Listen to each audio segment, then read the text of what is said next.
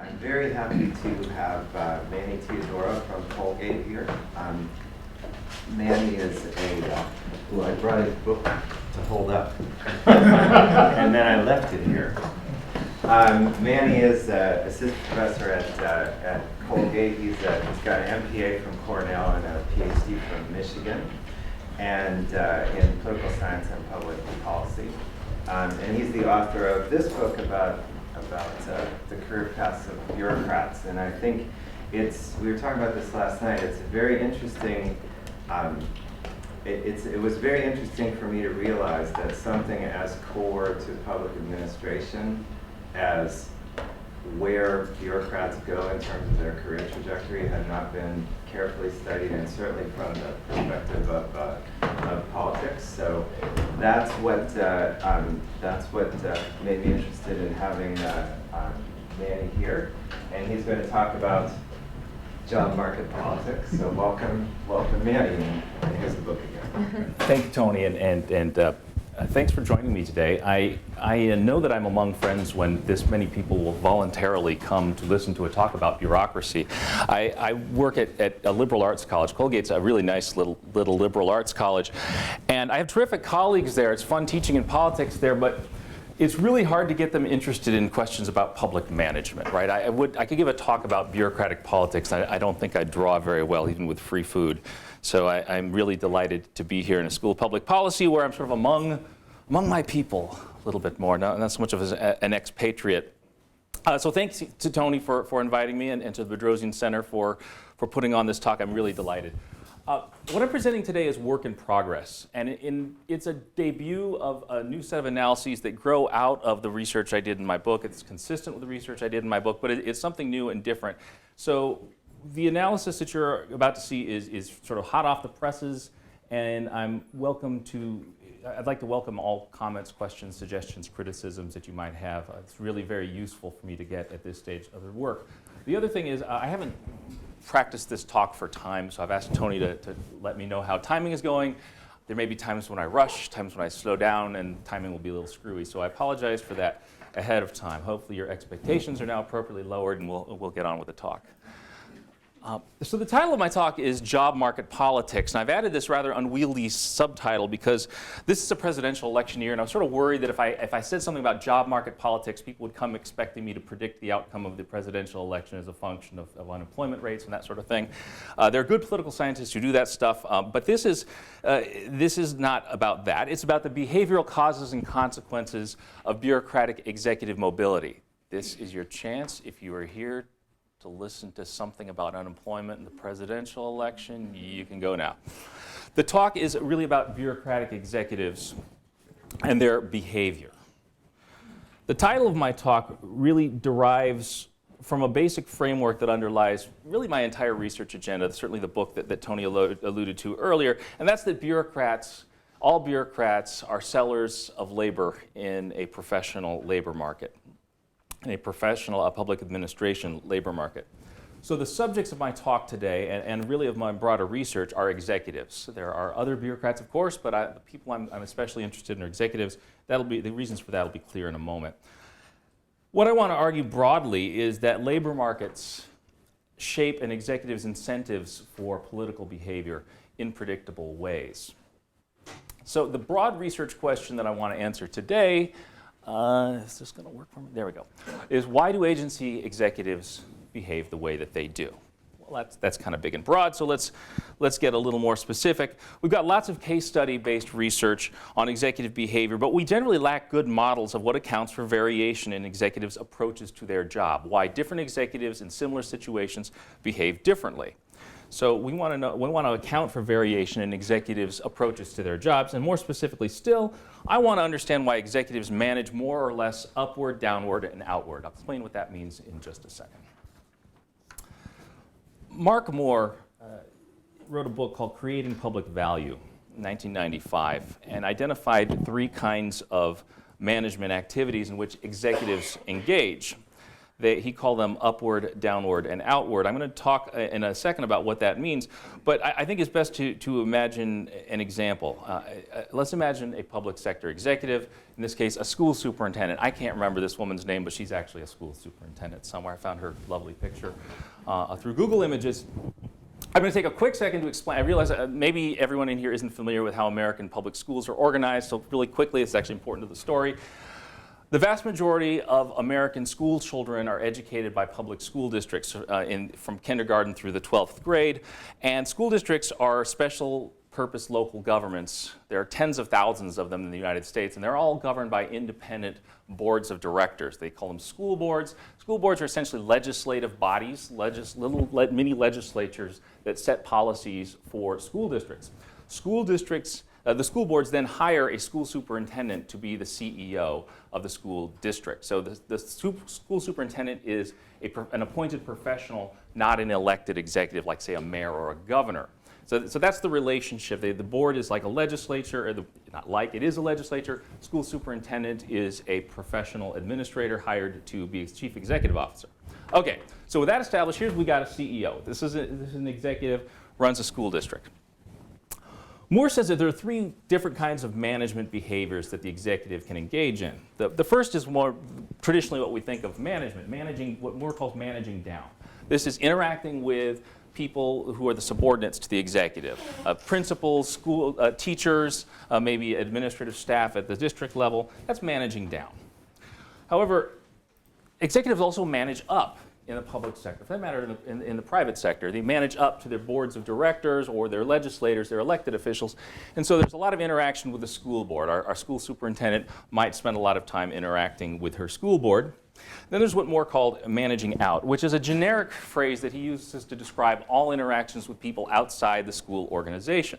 So that can be businesses, it can be regulatory community like a state education administration, it can be something like the Chamber of Commerce, or it can be client-based interest groups like a PTA group, for example. For a school superintendent might engage in a lot of interaction with a PTA group. So going back to the research question, I'm investigating why executives engage in each of these kinds of management. There's a lot of research on the outcomes of these kinds of these patterns of management. For purposes of my talk today, I'm going to focus on these two in particular, managing up and one species of managing out, and that's managing a client group. In this case, the PTA or parent group of school superintendents. There are at least four good reasons why we should be interested in this research question. First, at a very, very practical level, we're in the business of educating future public administrators, especially at a place like Price. People who leave here are going to go work in governments or for governments or with governments. So we should be interested in understanding the forces that drive executive behavior. We're all going to work for executives or maybe even be executives someday, so it's useful to understand. At a theoretical level, for scholars of public administration, public policy, a focus on the agency executive helps us understand the relationship between public administrators and elected officials. It's sort of this point of interface between the electoral process and the actual outcomes of government policies. Political scientists have generally paid too little attention, I'd argue, to agency executives as actors in the policy process. And then finally, as I mentioned a second ago, there's a good bit of public management research that's focused on these upward, outward, and downward behaviors as independent variables that drive performance of the organizations. Hardly anyone's looked at upward, outward, and downward management as a dependent variable, trying to understand the reasons for the variation in this behavior. At a theoretical, hypothetically or theoretically, we would expect that if there's sort of one winning strategy, we'd expect all executives to adopt it or sort of come at this equilibrium point. In fact, we don't see that, so we need to understand variation in these behaviors. Oh, fourth, I forgot my fourth reason. And that's public agency executives are critical to understanding change. Executives are critical to understanding change in politics. And I think that's captured nicely this quote from the classic Bureaucracy by James P. Wilson. Innovations are so heavily dependent on executive interests and beliefs as to make the appearance of a change-oriented personality enormously important in explaining change. So if we're interested in innovation in public agencies, we want to know who these executives are and why they do what they do. The trouble is, Wilson continues, that it's not easy to build social science theory out of chance appearances. any theory that explains things, explains change in terms of chance appearance or random processes really isn't a theory, right? We should try to do better. We should try to do better. I'm going to argue that bureaucratic job markets shape executives' behaviors. And in fact, that's what I do in the book. I'm going to skip over a little bit. Here's where I do my shameless plug for the book. Tony already did that for me. So this is very quickly what I argue in the book. Executive professions are markets for innovation. Human motivation, we get into some psychology. Human motivation drives political action, and career systems become personality filters that systematically select and eliminate different kinds of bureaucrats. I'm going to focus sort of on this first part and extend that argument a little bit with some new evidence. And the argument I'm going to present today is a little bit different from what I do in the book, because I'm going to talk less about the innovations that executives bring to their organizations and more about their behaviors on the job. So I'm going to start by explaining the sort of the intuition, the logic here behind the argument. I think one of the limitations inherent in a lot of the models of bureaucratic politics that political scientists in particular have developed is that they tend to treat the relationship between an executive and his or her elected officials as static, as stable, and typically in a sort of principal-agent kind of arrangement. But of course, the reality is much more complicated and much more fluid, much more dynamic, and much more interesting. I started with this basic premise that all jobs in a labor market, not just bureaucratic executives, but all jobs in the labor market are temporary matches of individuals with organizations. For public administrators and executives, the employers are governments. But individuals and agencies don't latch on to one another as random, where these aren't atoms bouncing around in Brownian motion.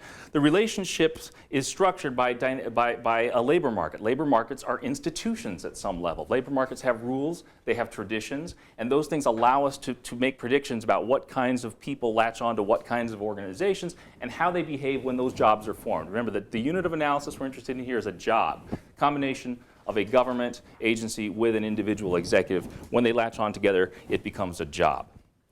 So in a lot of ways, my entire research program on agency executives starts from the premise that those employment decisions are strategic. They aren't random. Right? They're structured by institutions, and that governments and individuals enter into those job relationships strategically. Now, a lot of those observations might seem so obvious as to be facile. In fact, when I talk to people who aren't professors, and I tell them my theory, they sort of look at me like, you needed how many years to declare this, right? But like a lot of good social science, right, the interesting findings happen when you sort of get into the details. I want to take a quick moment to discuss career paths in public agencies. This is a diagram that comes out of my book. Paths to career advancement in public administration varies widely across different fields. In very basic terms, you can think of two different paths to an executive job. There's vertical and what I call diagonal career path. Here's a great example. Peter Pace, he was the chairman of the Joint Chiefs of Staff. He started as a rifle platoon leader in Vietnam, and he took various jobs. He took different jobs around the United States and around the world, but he stayed within a single organization his entire career. He never left the United States Marine Corps. He had one employer for his entire career. After many years, he ends up chairman of the Joint Chiefs of Staff. On the other hand, there are public service professions that feature what I call diagonal career paths. This is a guy named Dennis Rubin. He, until recently, was the fire chief of Washington, D.C. The path that took Rubin's administrative career from station commander in Fairfax to a fire chief in Washington included changes in employer, with almost every change in job title. So he had stints as fire chief in Dothan, in Norfolk, and Atlanta before he took the job in D.C. The career opportunity structures, these kinds of career paths change or differ radically across different professions in public administration. The nice thing about school superintendents, which we're going to study in a moment, is that they're roughly 50-50. Roughly half of school superintendents are promoted from within the district, and roughly half of them are hired from outside. So that makes it useful to study school superintendents. And what I want to argue is that different logic applies to the job formation process depending on which of these paths the executive is on. To understand why, let's think about the process of selection. If we think about the logic of an employer looking to hire an agency head, during the process of selection, an agency can hire an executive from within or from outside. When you're hiring an executive from outside an organization, As with any hiring process, the employer is going to use evidence of past behavior to try to predict future outcomes. Right? This is what employers do. They look at an individual's reputation, behavior, and past employment and try to use that to match up with a desired kind of behavior on the present job. There's a substantial literature on executive succession, especially comes out of the business literature, business management literature. The literature on executive succession shows that a desire for change in an organization is a very strong predictor of a decision to hire an executive from outside. Makes sense, right? You want someone who's going to be a change agent, you hire someone from outside. For that reason, a reputation based on past job behavior is very, very important for executives who are hired from outside. Executives who are hired from outside are likely to win their appointments based on their past work in the policy process, I'm going to argue. My own past work and others has linked outside executive hiring to the adoption of policy innovations as well. By contrast, if you're hiring from within, if you're promoting an executive from within, a reputation for policymaking is either less significant or completely absent, right? The person has no chief executive officer experience. It's hard to look at the person's track record as a chief executive officer to try to predict future behavior. In many cases, internal promotion is a virtually automatic process. Successors are groomed for the job from within. That's certainly how it works in the military in the United States. Individuals are targeted for leadership, they're groomed, and then they get a path to succession. So just as an outside hire reflects at some level a desire to change an organization, to make some innovation, an internal promotion reflects at some level a satisfaction with the status quo and a desire for stability and continuity. So that process of executive selection helps define the job. However, as I mentioned, there are two parts to this relationship. There's the hiring agency, and then there's the individual executive. Professional administrators who are ambitious for career advancement will observe the behavior of those who successfully advance in one profession or another, and then will try to mimic the winning behavior. For an administrator who's already at the top of an organization, the only place to advance is by leaving that organization. The only way to advance is leaving the organization. So that means building a reputation that's likely to appeal to other agencies. Knowing that the employers are going to be looking at past behavior to predict future behavior, if I'm ambitious, I'm going to engage in the kinds of behaviors that I think employers are going to desire. That means seeking professional credentials as necessary. It also means seeking a reputation, trying to develop a reputation for policy innovation, because people who are hiring from outside are looking for innovators. They're looking for people who to be engaged in the policy process and to drive change in an organization. So the ambitious bureaucrat engages more actively in policy making, I'm going to argue. For administrators who have advanced vertically within their current agencies and/or are not interested in moving to another agency, their interest is going to be in adhering to existing organizational norms and then perhaps buffering their organizations from external threats, trying to build autonomy in the way Dan Carpenter's work suggests, cultivating relationships with interest groups domestically, if you will. There's this wonderful passage for those of you who know Robert Dahl's classic book, Who Governs, there's this wonderful little passage in the middle of the book, the section about education that describes how the school superintendent cultivates the PTA moms in New Haven. And he describes the mothers of this PTA as Machiavellian, right? And so he sort of talks about how these school superintendents try to cultivate relationships with the PTA as a means of building autonomy for the school district in New Haven. It's a wonderful and vaguely sexist kind of passage in Who Governs, but it's interesting. To return to our school superintendent in the present example, what we're trying to understand here is her decision whether to manage up in relationship with her school board or manage out in relation to a client interest group like the PTA. I'm going to start with an assumption that all management behavior is costly at some level. It's costly in time, it may be costly in personal relationships, so that I'm going to argue that the relative utility of time spent managing up or managing out depends to some extent on the executive's career ambition. Let's start with managing up. Since a school superintendent already occupies the highest ranking position in his or her agency, the only path for career advancement for this individual is diagonal, right, moving to another organization. So an ambitious superintendent might look for a job in another district. Some degree of managing up is necessary for any agency executive. However, if buyers of the outside executive labor market prefer policy leadership, we'd expect a highly ambitious person to gain a lot of utility through a high degree of interaction with the school board. Maybe someone with less ambition, someone who's not as interested in moving, would gain less utility from upward management.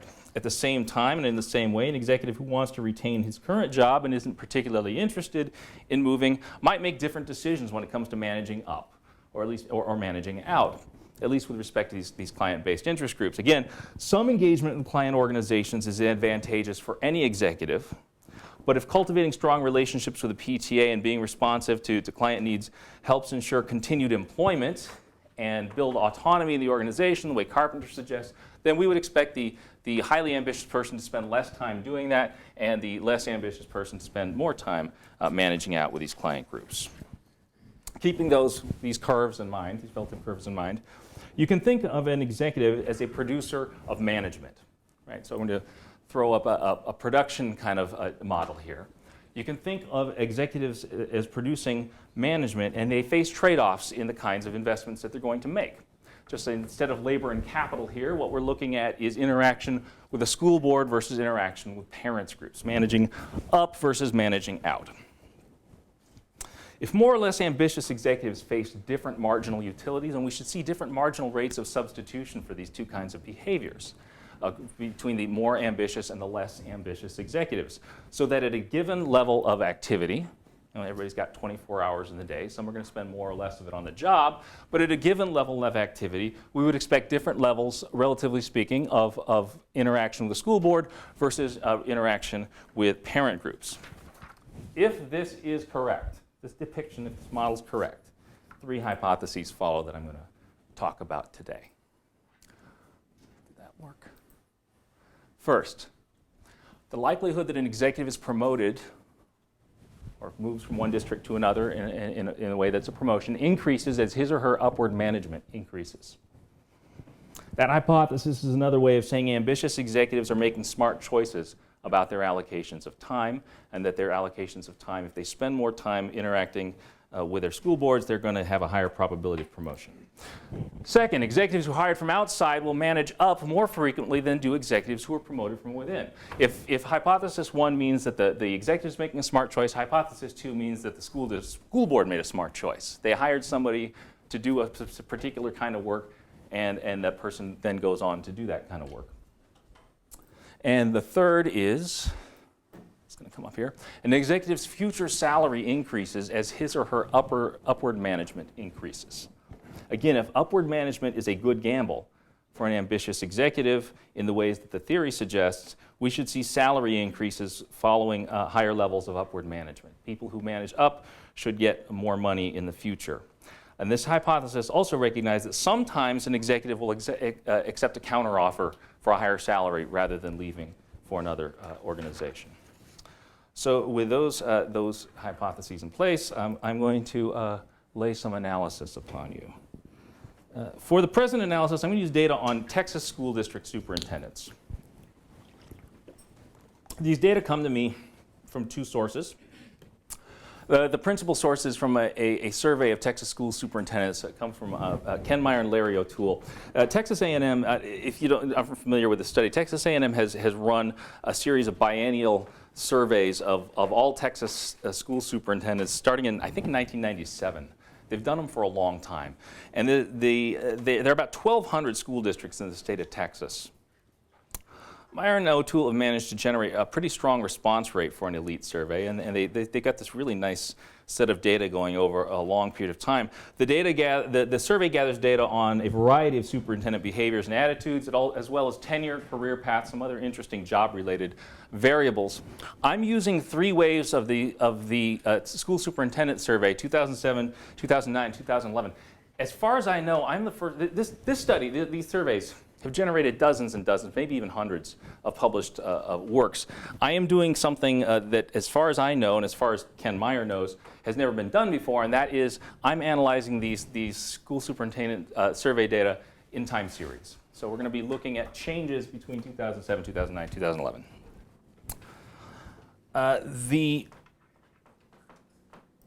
2009 will end up being our critical pivot year, and reasons that'll be clear in a minute. The other source of data is from the Texas Education Administration. The TEA annually publishes data on school superintendent salaries for every school superintendent in the state. It also has enrollment, demographics, and performance data, things like graduation rates, percent low income. It has racial demographics for the student bodies, and it has test scores, which end up being potentially interesting for us. By the time you consolidate all the data, where we've got consistent data for districts across all three waves from both data sets, we end up with a final useful N of 539. So let's start with the first hypothesis, the likelihood of promotion. So to analyze the first hypothesis, we're going to look at the relationship between the superintendent's behavior in time t and the likelihood that he or she gets a promotion in time t plus 2, because we're using biennial data. So we're looking at behavior in 2009 to predict a job change in 2011. So to identify, that's our dependent variable, to identify who got a job change, who got a promotion in 2011, by 2011, here's how I did it. I went through the data set, and if the superintendent and district combination in 2009 and 2011 were the same, in other words, if this school superintendent and this district were still latched together in 2011, then that's coded 0. That person did not change jobs. Okay? If the superintendent district combination did not match in 2009 and 2011 did not match, then we code that as a job change. Now, do we know that the way we know if that person got promoted or not is we look through the 2011 data and see if their school superintendent in a different district. Right? If they are, so if the individual has changed jobs between 2009 and 2011 and either makes more money or works in a larger district, and in fact there were no cases where larger district was less money. So if the person got more money or works in a larger district, we code that as a promotion. The person got promoted from 2009 to 2011. Superintendents who could have dropped out of the database entirely if they retired, accepted a non-superintendent job in another district, or accepted a superintendent position in a different state. If they're not in Texas, we don't capture them in this data set. So in all of those cases, all those unobservable moves are dropped from this analysis. And that's something I have to think about what to do with those missing people. We don't know what happened to them, but and I know anecdotally some of those people retired, some of them moved to other states, some of them took non-superintendent jobs, but they drop out of the analysis. The main independent variable of interest is the disparity between school board and parent group interaction in 2009. We're trying to get after that marginal rate of substitution here. And look at how much time the person spent interacting with a school board relative to the time they spent with parent groups in 2009, and you use that to predict mobility in 2011. And we use a logistic regression, binary dependent variable. I use a rare events adjustment that King and Zhang suggest because we have a very small number of promotions over this 2-year period. It's about 5%. So we use a rare events adjustment. And we have a bunch of controls at the individual and the district level. The one I think is most interesting is we're going to look at we're going to look at some performance metrics, both test scores and graduation rates, and then the change in test scores and graduation rates between 2007 and 2009. If the person's simply getting a new job because he or she has performed well in the past, we should see that in the effects of those variables, those performance variables. Well, I got full model results on another slide I can show later if people want to see it, but here's the big important finding. We've got a significant positive relationship between the school board minus parent group, the school board parent group disparity line in 2009, and the probability of being promoted in 2011. Solid line here is that probability. The dashed lines are 95% confidence interval. What this graph is telling you is that as superintendents spend relatively more time with their school boards, relatively less time with their parents' groups, the likelihood that they are hired away to a greener pasture increases. So this is pretty good evidence for the first hypothesis. Governments are more likely to hire administrators from outside if they interact more frequently with their school boards. How are we doing for time?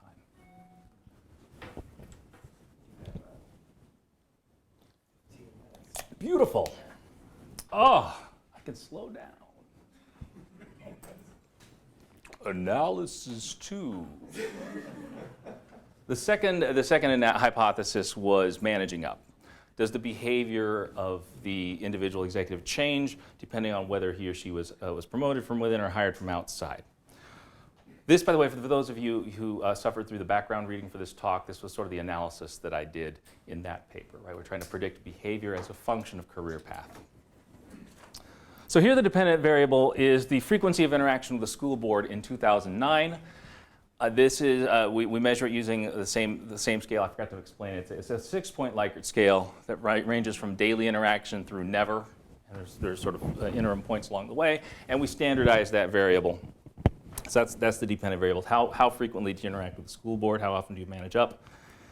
The independent variable is now career path, so we sort of flipped it around. But we're looking at the people in 2009. So we're looking at 2009 behavior, and we're trying to find out where did these people come from? Were they promoted from within, or were they hired from outside? And so in other words, do we get different approaches to management depending on the person's career path? Here, we've got a continuous dependent variable, so we're just using plain vanilla OLS with robust standard errors because we've got some heteroscedasticity going on. But again, we're trying to control for change in test scores and graduation rates as well, a bunch of district level controls as well. And here's what we get. These results are actually not as strong as what I found in the earlier paper that was based on the 2007 data. Here what we've got, the model predicts that if you're hired from outside, that you're going to interact more frequently with the school boards, and if promoted from within, you're going to interact less frequently with the school board. So we get a statistically significant finding, but I don't want to overstate this. Those are not huge substantive differences. These are fractions of a standard deviation, right? So these are very small effects in substantive terms. They translate into something like the difference between once a week and more than once a week interacting with the school board. And the confidence intervals, as you see, they actually overlap. So these aren't huge disparate findings. However, I'm still pretty confident in this finding because, in fact, when we analyzed the 2007 data in that paper and in separate studies of police chiefs and utility managers, we see the same relationship. So it seems to be pretty pronounced, a pretty robust finding, even though this isn't real exciting. To me, the most fun is this third analysis, and that's salary. So recall hypothesis 3 linked upward management with future promotion to another district. But salary in some ways is even a better dependent variable to measure the phenomenon that we're interested in here because it captures both school superintendents who leave and school superintendents who maybe got an offer to leave but accepted a counteroffer to stay. That's going to show up presumably in a salary increase for those who don't change jobs. The other nice thing about salary is all else equal, we can pretty well assume that, I think it's pretty safe to assume that all else equal, people like more money than less. Okay? Now there are circumstances, in fact I've found some, where school superintendents intentionally lower their own salaries, but that's pretty rare. Most people like more money. So again, what we're going to use here as a dependent variable is percent salary change from 2009 to 2011. So how much did the salary change? And some of them declined, by the way. So this isn't just salary increase. This is percent salary change from 2009 to 2011. Our independent variables of interest are interactions with the school board and parent groups. We want to find out which pays off. Which of these management, upward or outward management, pays off in terms of salary. And again, we're going to use just OLS, a bunch of controls. Again, the ones that are really interesting here are change in test scores and graduation rates. Test scores and graduation rates. We would think if people are being paid for their performance, we would expect to see a pretty good relationship between objective measures of performance and salary, right? And maybe would have an independent effect from simply behavior. So we do the analysis, and here's what we get. We get a pretty pronounced effect of school board interaction. As frequency of interaction with the school board increases, the percent change in salary, remember this is a 2-year salary change. So the 2-year salary change increases. The precise numbers is 1 standard deviation increase in frequency of contact with the school board. One standard deviation increase in upward management is associated with about a 1.2% increase in salary over 2 years. That translates, based on the average salary in this sample, that translates into about $1,300 to $1,400 of annual salary for roughly 1 additional interaction with the school board member each week. I don't know if that's a blueprint for making money as a school superintendent, but that's what the numbers suggest. Okay. The big money actually comes with promotion. The average salary increase for a superintendent who stayed in his or her post from 2009 to 2011 was 9.6%. That's a 2-year salary adjustment. The average salary increase for a superintendent who moved districts from 2009 to 2011 was 26.5%. So you get a big salary bump if you change jobs. By contrast, interaction with the school board has no relationship at all with salary increase. I mean, not the school board, excuse me, with parent groups, with PTA. So interaction with the PTA doesn't do any good for you if you're trying to make more money. Here's that effect of school board interaction again. I throw that up there because I want to contrast it with the next graph, which is the effect of graduation rate on salary. It's roughly the same. It's very similar in shape, the effect of graduation rate.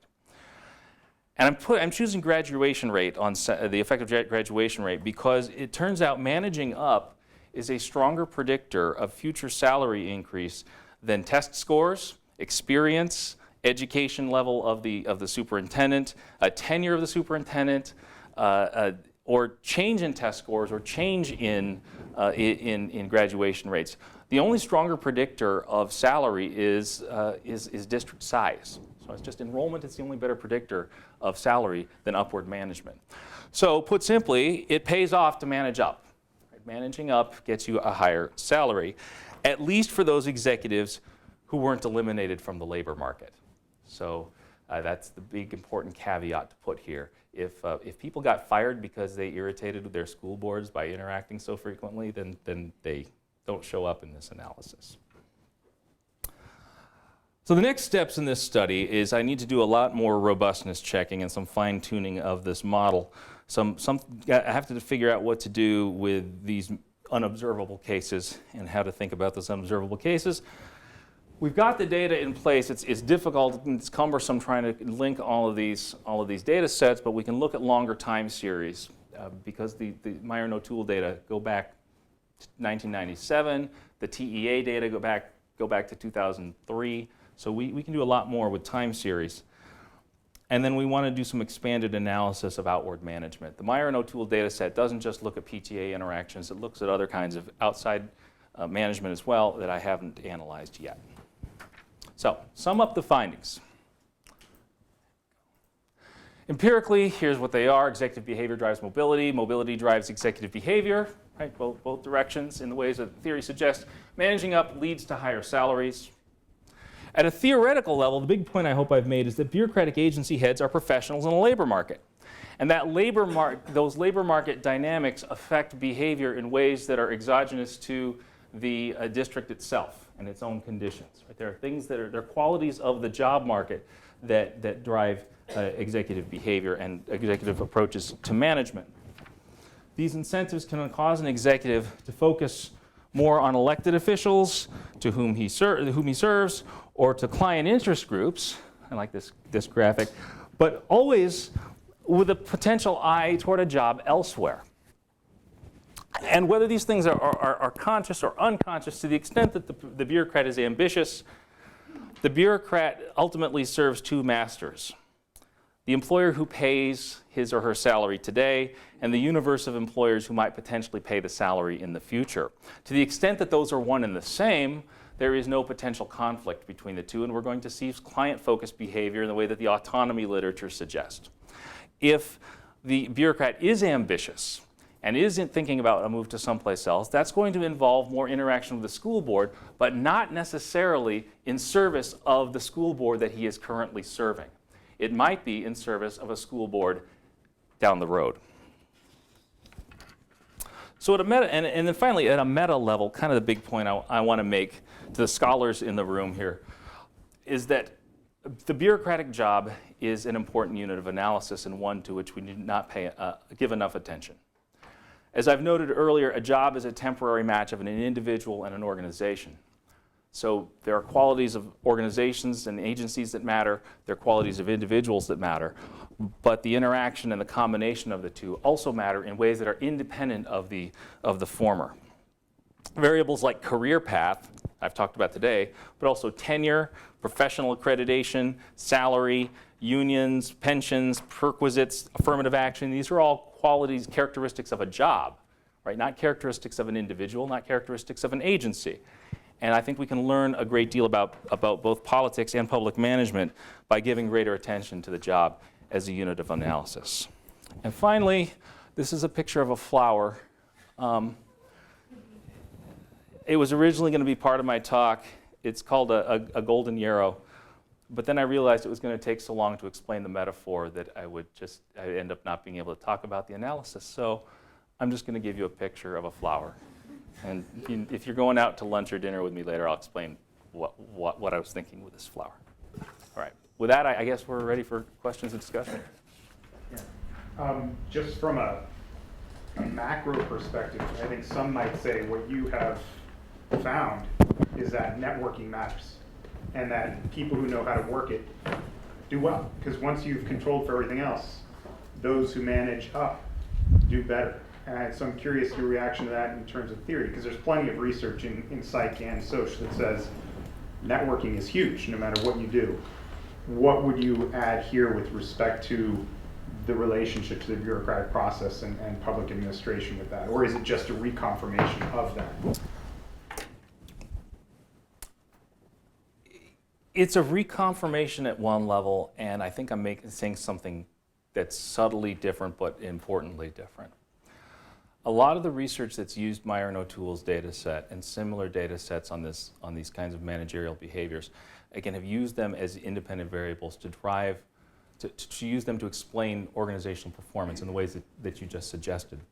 And yeah, the story is networks matter, and networking and outside interactions matter.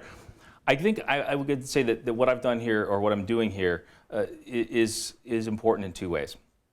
The first is a lot of the research on executive behavior in networks or collaborative management, or however they call it, whatever label it's using, tend to lump all outside interactions together, right? And in fact, there are a lot of studies that will put the managing up and the managing out kind of in one great big variable, mash them all together, and call it network management.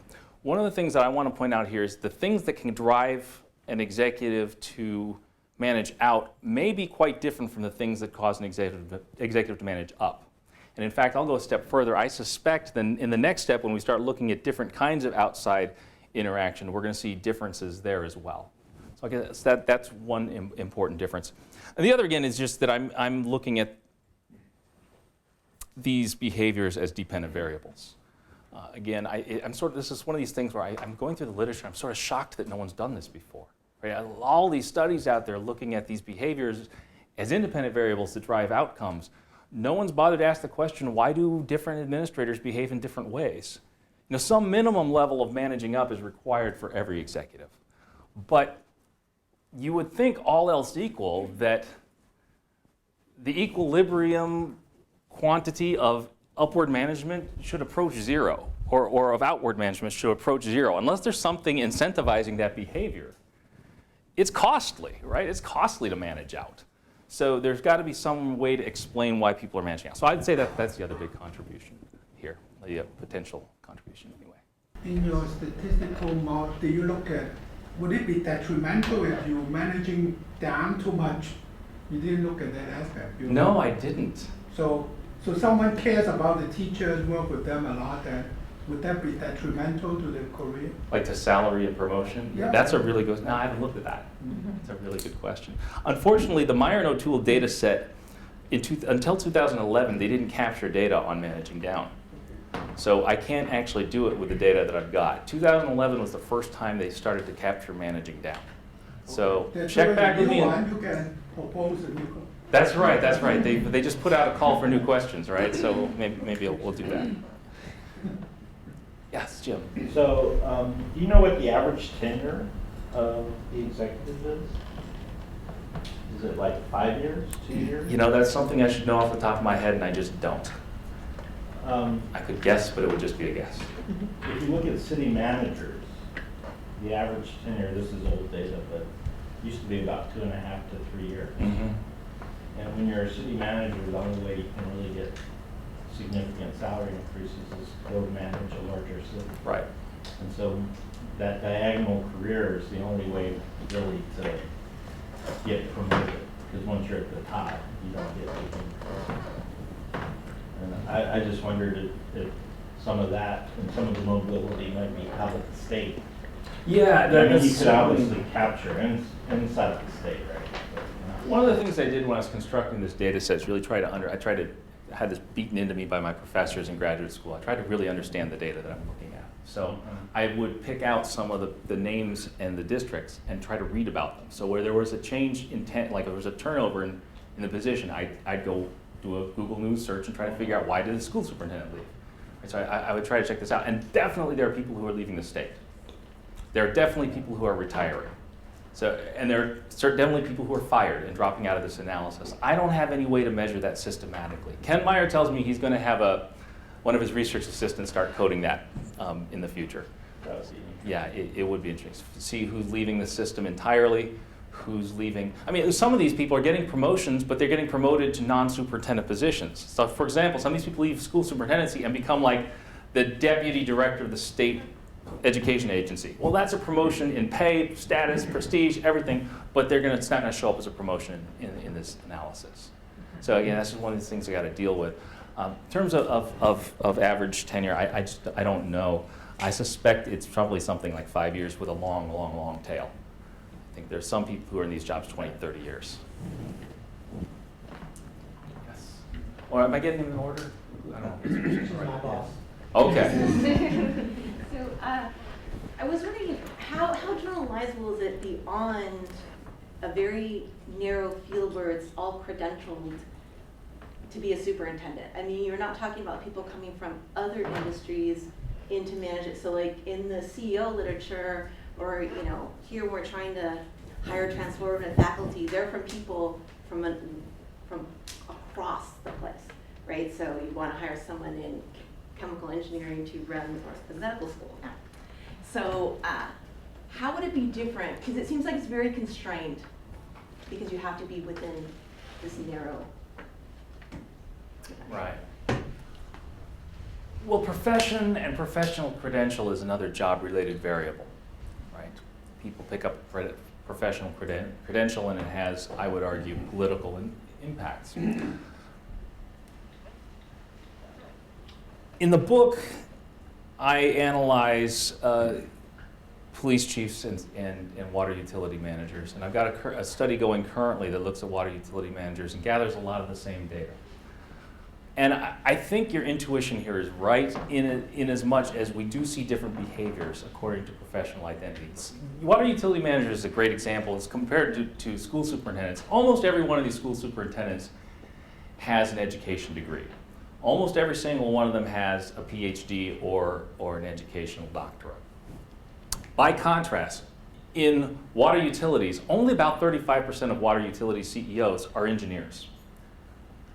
A lot of them come out of finance, some come out of law, some come out of business. Some of them literally have no higher education at all. They started digging a ditch 25 years ago and moved their way up into the organization and now are the CEO. Right? So there are these different career paths, and this is a long way of saying, in some of the initial analysis I'm doing of that data set, professional affiliation seems to matter. It does seem to shape behavior in interesting ways. I'm only beginning to scratch the surface, but I don't think that so much hinders the generalizability of the finding here, so much as it is another variable that we want to study and understand. Yes. Just building on that, one way, I mean, in the business literature that I've seen is they look at the functional area where the person came from. So even though they're all doctorates in education, some of them may have been principals of schools before they became a superintendent. Some of them may have been assistant superintendent of some functional area. And so I've seen some people look at whether or not the functional area that they come from before superintendent. But my question was about the relationship with the board after you bring in an outsider.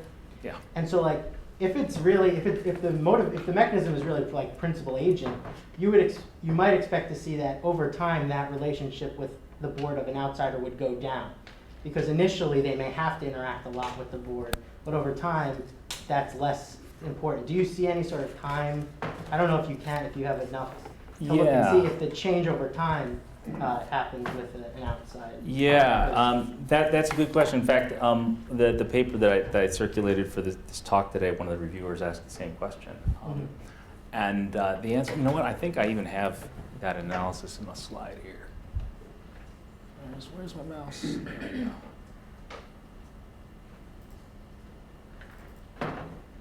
Let's see if we can put this up on the display. We have tenure, and we do get a small negative effect of tenure on upward management, which just, it's not statistically significant, but it shows up. Do you have it interacted with whether for outs? I don't have it interacted with outside, and I haven't tried that. That's a really good question, and I will do that. Not to add variables, but well, if with the data set that I usually work with, this is a luxury. 530 cases? Are you kidding me? I'll throw the kitchen sink in this regression. Now, I normally work with data sets like 100, 200 cases, so this gets me excited. I'll throw that in. I'll try that. It's an interesting question, and I have data sets on police chiefs and utility managers. I can try the same thing. You had a question? Go ahead. So maybe this is related. To what extent are superintendents able to set their own schedule, and to what extent do they have to respond to the board, who are essentially their bosses, who determine their long-term employment, if the board wants to meet with them weekly, multiple times a week, just once a month, etc.? I think the answer is some. So They can control their schedules some, but not entirely. I mean, it's worth noting that the distribution of the dependent variable, when we're looking at the managing up model, there's nobody at the low end. Right? This is a 6-point scale. No one has values 1 and 2. Right? Everybody's interacting with their school boards at least monthly. Right? And most of them are weekly, more than once a week, or daily. That suggests that the degree of freedom, the degree of discretion over how often to interact with the school board is constrained, but that there is at least some agency, perhaps, on the part of the administrator. But that, I don't know. That the data don't tell us. So can we be confident that it's not the case that school boards that force their superintendents to interact with them daily are more professionalized, and that these are school boards that will pay their superintendents more because the job is a more demanding and professional one? Yeah, absolutely. And I think that's entirely consistent with the story I'm telling here. Because remember that it takes two to tango here, and the school board's hiring somebody from outside whom they think will give as much as they need, right? If I want someone who's going to spend a lot of time with me working on policy, interacting with me frequently, if I'm the school board and I want to hire someone who fits my needs, I'm going to look at their past behavior. And then when they show up, I'm going to expect them to behave the way that they did before, which means a lot of interaction with the board, a lot of work on policy matters. I think what you're articulating is completely consistent with the theory that I'm articulating here. She's giving you dubious face. That's right. I do dubious face a lot, so yeah, I recognize it. Yeah, okay. That's a pretty good war face. I was actually going to ask a very similar question in a slightly different way because I had similar questions. And one of them just has to do with this enrollment variable that you've got here, which I think might actually be sort of a bigger ticket question than you're making it out to be, because my suspicion is that a lot of these markets are very regional simply because these are, it's probably very likely, for example, that the sort of people who work within the LAUSD system are trading supervisors back and forth much more likely than they are sort of picking people up from the Central Valley, right? And so to get to conceptually, my concern here is that if you go back to this notion of interacting with the board and interacting with the PTA, in some of those, and this is Texas, right? We're talking about sort of a really interesting geographic container where you've got both Dallas, Houston, Fort Worth areas, but also Lubbock and Rio. And in some of those places, right, I strongly suspect that managing up and managing out are exactly the same task. The people on the board are probably exactly the same as the PTA because the number of people who act as civic leaders in those places, there just aren't that many. And so there's a real difference in thinking about, I would think, right, in thinking about your relationships with them, right, whether or not you contact them separately, right, and have meetings with them separately, versus the sort of very formal, professionalized environments that you end up with in these very large regional school districts, right? Where you're a superintendent in one of 7 districts, you guys have a board, and what you're actually doing is you're gunning for some other dude's job within the region. right? And that might be a step up for you, or you're probably going to be thinking about moving outside the region, which I understand you have a rights to the data that you just can't capture. Yeah. But I suspect that these regional markets are more important to your story than perhaps we're getting here. And that sort of exogenously determine how much interaction you have, right? Because you clearly made the case that sucking up matters. And I am with Managing you on up. that. Managing up. This is a job skill. It's a managerial skill, and I buy it. I'm just kind of wondering how your enrollment story would interact with some of these other things. And if you started like looking at those two variables in tandem, what kind of story you could tease from that? Which It's very two much a similar variables? point to the one that you raised. I'm sorry, which two variables besides enrollment? What's the other one that you were Just thinking? enrollment and the amount of interactions that you're having, job tenure, and then probably just qualitatively looking and seeing some of your movers, people Yeah. who have sort of changes in salaries, because you might see some big bumps in theirs, and those might be actually really interesting cases for you to look at as you're sort of picking through, because those might be people entering into the larger regional markets from smaller school districts. Yeah, absolutely. Right, and then would qualitatively have something kind of interesting to show about this ability to network across different boards versus, the people who are sort of getting Right. relatively marginal changes because they moved from, and this could be another thing, right? You move from a South Central to Malibu, Yeah. right? There's going to be probably, and that was the other sort of suggestion that I had for you, is maybe trying to instrument using something like a fiscal base. Yeah, we actually, I do have those data, and I wasn't finding any effects for revenue. They have revenue per pupil, which works pretty nicely. Yeah, okay, so you said a lot there.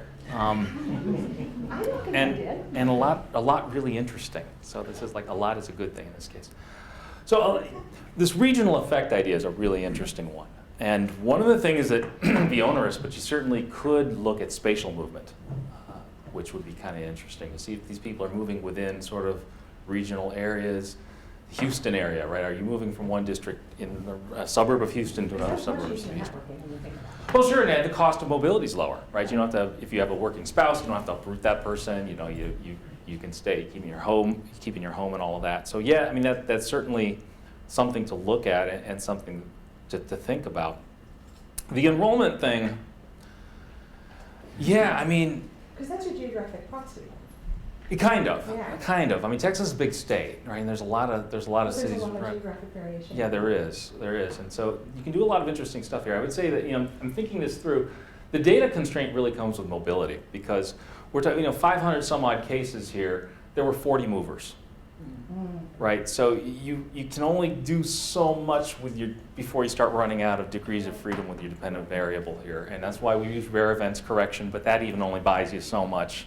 Start running up against the limitations of the data. It's interesting just to see if those movers are found more likely in those regional markets where the costs. Yeah, that's a great question. It's one that I didn't look at. I mean, I've looked at some of these regional things. Qualitative. Yeah, I know you're in planning, right? Right. These spatial managers. So actually, I have a related sort of suggestion or question. Yeah. That's what I usually tell my students in my MPA classes is one key ingredient for career success, say as a city manager, is you maintain a good professional reputation. So I would assume maybe those who are able to move to bigger district, maybe what they did was not up or down, but sort of reach out to the larger professional communities in the States. That make yourself known by making those social connections. So I don't know. That's right, and on both points, I didn't show the analysis today, but in other work, there's definitely a relationship between education and credentialing and mobility. So, this group is school superintendents for the reasons that we talked about before. School superintendents are a weird population because they all have pretty much the same educational credential. But if you look at utility managers, for example, they go from high school education up to PhD. And people with higher levels of education that have that professional imprimatur are more often hired from outside. So that's the professional degree is a signal of something to an employer. This is why we're selling MPAs here at the Price School, right? You're trying to signal something to a market for labor that there's a quality that the person has. Professional interaction is another variable that has this big effect. Again, this other research. People who are more involved in their professional communities, going to conferences, reading the journals, they are more mobile than those who aren't as engaged. So yeah, it's not something we studied here. It's not something the Meyer and O'Toole data set gives us, but yeah, it's an important one. A couple of repeat offenders back here. Now, just building on that though, but didn't you find in your book that even though those types of activities like your educational background or your involvement in professional associations matters for mobility, it doesn't matter for innovation? Yeah, that's right. It doesn't matter what you actually do, but it sends a signal that's good for your job market. That's right. prospects. That's right. It doesn't mean you'll actually do anything. It just means that you're qualified to do something. Yeah, Tony. Yeah, it's just wondering here, in the same sort of vein of Diana's question about the constraints that are placed on these actors in terms of their relationship upward, right? So is it, it may actually be measurable to find out if somewhere in the contract of each superintendent, somebody, you know how many times you absolutely have to meet with a school board or whatever. But what kind of variation is there in terms of the selection procedure for superintendents in the data set? Are they chosen in the same way? Do we know about the differences? In selection procedures? Yeah, exactly. How do you become a superintendent? Yeah, well, we certainly don't have it in the data set. What we have in the data set is career path. I can tell you whether the person was promoted from within or hired from outside, and if the person had served as a school superintendent somewhere else before coming to the current district. Mm-hmm. That's all the data set gives us. Qualitatively, I've observed the hiring processes in a couple of districts. I hesitate to generalize, but based on what I've observed, it's a pretty, the process usually involves a headhunter and some meetings ahead of time with a headhunter where the board articulates what their priorities and interests are. The headhunter generates a list of candidates. After they put an ad out, they generate a list of candidates, and then they move forward. A lot like a faculty search works. Actually, there might be a little subcommittee of the school board that meets, sets priorities. They have a series of interviews. The candidates come in and give presentations. It's a lot like academic jobs now that I think about it. The only difference is you have potentially angry PTA members in the room, which we don't generally get at job talks in the academy. But the processes, I don't have any leverage in the data set on how they might be different. So the reason I ask, which may or may not be obvious, is that if those kind of selection processes actually allow this kind of regional labor market to function, or they allow a broader labor market to function, I would think that a headhunter could put it, and by having a process like this, you have a little bit of a buffer against patronage. But I would imagine that there's some variation across that stuff in the data set, in the reality of the data set.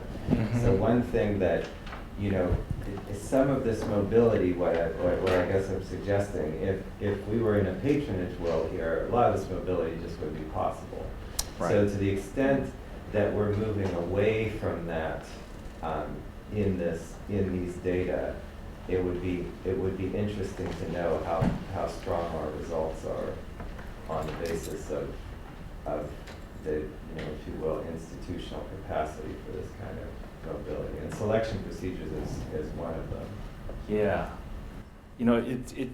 Your question has me thinking about stuff that we could do. There is a small enough turnover. You're looking at roughly 100 out of the 500 turnover, or out of 600 turnover in a given biennial period. Roughly 60% of those are leaving the system. 40% are staying in the system. It's a manageable enough number that we could actually call up and ask how they selected it. I mean, it's an interesting thing. I mean, you're right. I mean, because the nature of the data that I'm working with here has me focused mostly on the school superintendent side of the equation. But yeah, the job forms between an agency or a school board and a superintendent. So yeah, we should look more at selection processes. And yeah, I mean,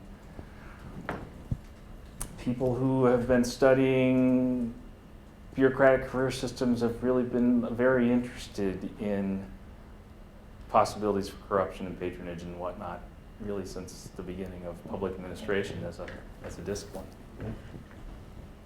Yes. I'm wondering if you have looked at the contracts of these superintendents to see how their salary or perhaps bonuses are tied to performance. Because of what I'm thinking is if I'm a school superintendent and I get a bonus each year that's based purely on the graduation rate, that incentivizes me differently than if I'm getting a bonus that's completely up to the discretion of the school board, in which case I might spend a lot more time interacting with the school board, if I'm going to get a bonus based on that. Great point. And the answer is I haven't looked at all Okay. at the contracts. Do you know, just kind of anecdotally, how their salary or bonuses are tied to performance? I don't. Anybody here studies schools, education policy? I don't. I'm a dilettante on education policy, right? So I don't know how those are structured. That's obviously a very important point. I was just thinking about all the perverse incentives that would be in place with contracts based on graduation rates.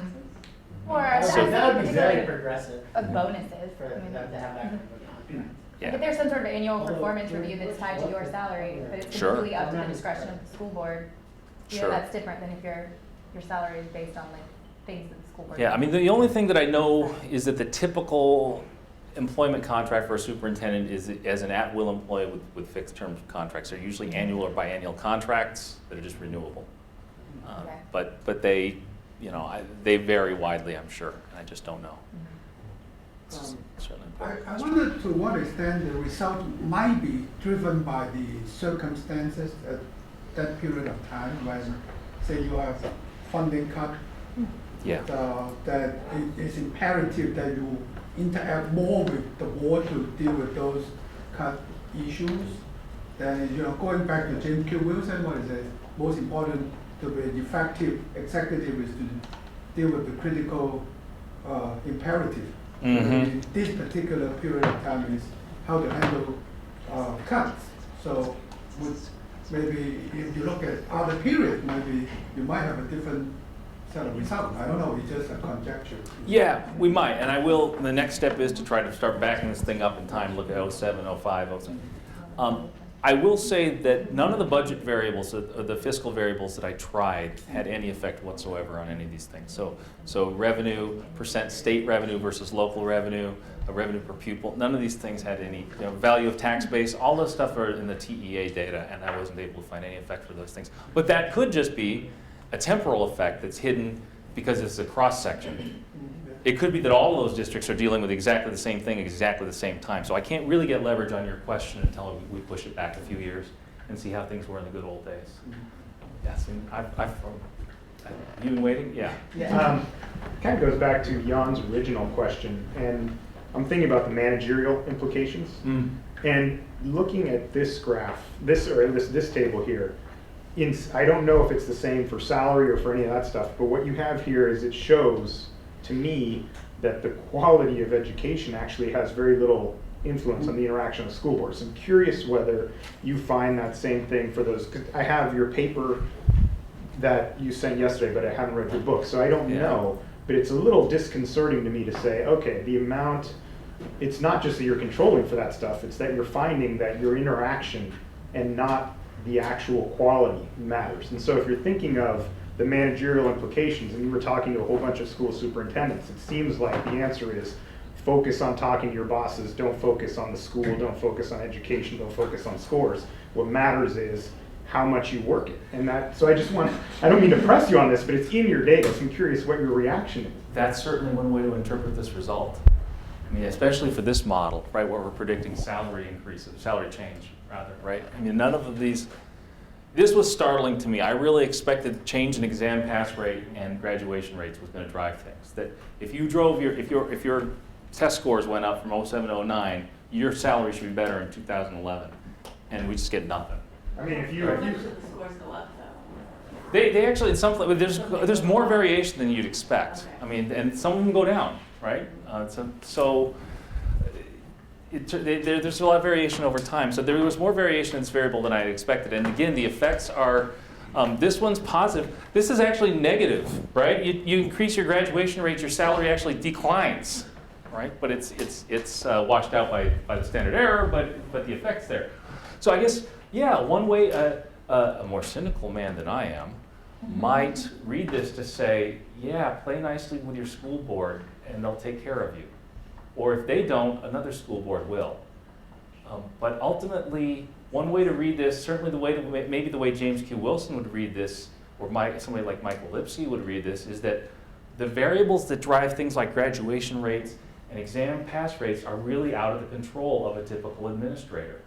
That these are variables that these administrators are simply coping.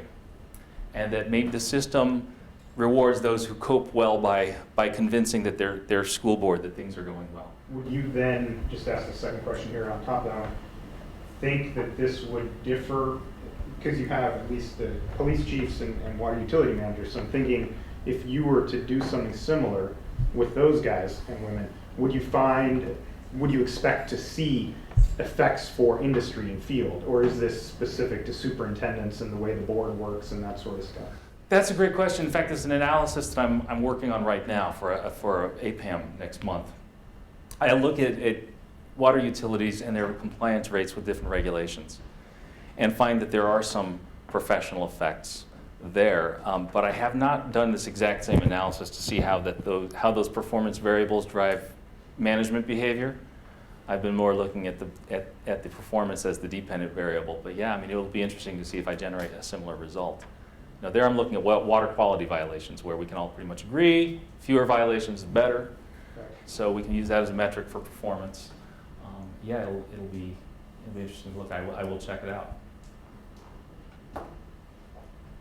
I also will be able to find out whether the same salary dynamic occurs. That the utility CEO survey was done in 2011. So next summer I can go check up on these folks and see how much money they're making. It's a lot harder to track down utility CEOs' salaries, however. So what is the average salary of a superintendent in Texas now? about $120,000 a year. Huge distributions, though. I mean, there's some who make as little as $50,000, $45,000, $50,000 in little tiny West Texas school districts with 100 students, and there are some who make several $100,000 a year in the big districts, Houston, Dallas, places like that.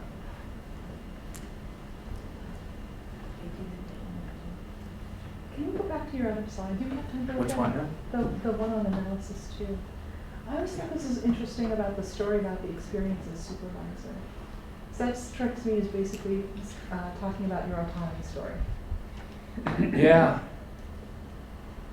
Like the older You're you right. are and the more experienced you are, the less you probably, perhaps interact with your board. Yeah. And the more autonomy they give you. Or the less interested you are in moving. Or the less interested you are in moving. Right, but that's actually kind of an interesting result there. I agree, and that's kind of both of those explanations are the ones that I was positive going on there. I think for the interacting with the board, with the school things, the grades is very different from being able to change water regulations. I think that's the whole thing, is there's a human social dimension of the fact that you can't just improve students' test scores. It might be better for you to just interact with your supervisors, whereas it might be completely in your control to stop violations of water. I don't know. It's easier anyway. It'd be easier. There's still things like hurricanes that cause that's problems, but yeah, I mean, And the same molecules are easier than people. The same, like, related to what Lisa was saying, it sounds like that their interaction with the school board, first of all, you don't know if they're initiating it, which is, I think, is totally not problematic, because I think that boards might actually like superintendents that are like them, and they might want to hire them and give them more money and save them to stay with them. There's nothing that's strange about that. I guess kind of what you're saying is, like, it's not necessarily that they're out there looking and networking. It might be that they're just very similar to each other and they spend more time together. Sure, and then people who enjoy working with school boards, interacting with school boards, are going to do it more. And then that also maybe has this effect of making them more attractive to another school board. I want to speak really quickly to this question of who initiates the contact, because the Meyer O'Toole data set actually has that question in. Who initiated the last contact? What 12, 13 years of research using this data set suggest to us is that variable is almost completely useless because it's so noisy. right? Because how the respondents interpret initiation changes really radically across respondents. So I did have, in fact, Myron O'Toole dropped that question from the survey in the last 2 years because it's been so noisy and hasn't generated any useful finding. It's a really great question to ask on a survey.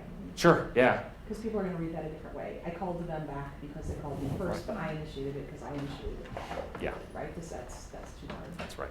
And I think that's exactly why in dozens of studies, no one's found any effect for that variable.